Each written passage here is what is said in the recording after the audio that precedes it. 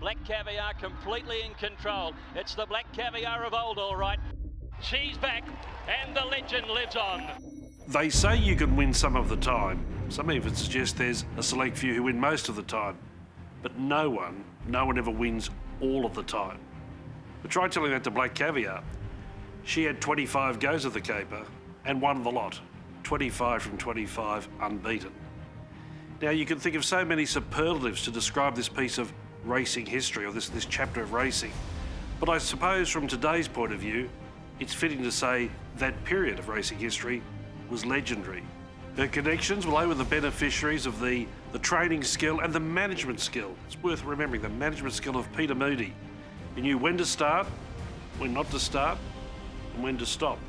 And of course, they were also the beneficiaries of the riding prowess of Luke Nolan. Black Caviar, or Nellie as she was known around the stable, she captured racegoers' imaginations. It was one of the biggest events in Queensland racing, there's no doubt about that. And I thought it was really great that Pete brought her up here. I think it was important to him because we know what a proud Queenslander he is. From Wyandra, a tiny little town, and he loves to give back to racing. And I think this was one of the ways that he and the connections and Luke Nolan just thought that this was perfect. Bring the mighty mare to Queensland and show her off. The build-up was frenetic, there's no doubt about that. There was no bigger story in sport in the state at that time. It was May, so football season was well underway with Lions and Broncos and Reds, etc. But she pushed everyone off the front and back pages. Well, the atmosphere was electric.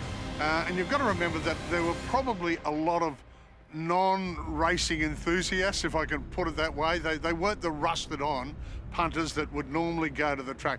These were people coming out just to see Black Caviar, a freak of nature. And we all know she was going for win number 13, so there was, you know, the black cat type thing, you know, is it unlucky and all that sort of thing. And, you know, she had a hell of an opposition. I looked just to remind myself. There were the winners, eventual winners of 12 or 13 Group 1 races behind her that day. She wobbled around the turn, gathered in Haylist, who was a hell of a galloper in his own right, buffering Black Piranha, twice a Stradbroke winner. They were all left in Black Caviar's wake. Her CV is there for all to see, but it's worth being reminded of. As we said, 25 starts for 25 wins. 15 of those at Group 1 level, ranging from distances from 1,000 metres to 1,400 metres. Who'd forget that nail-biting Royal Ascot victory? But even her Australian record, impeccable. And she wasn't beating slow horses. Think of Haylist, for example. If she hadn't been there, he would have been a champion in his own right. But as true sporting champions do, she transcended that audience. She resonated with people who might only ever been in the Melbourne Cup once a year.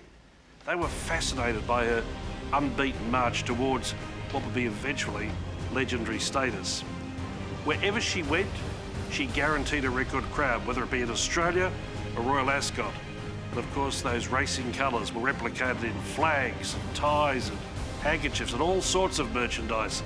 Such was her power and her presence.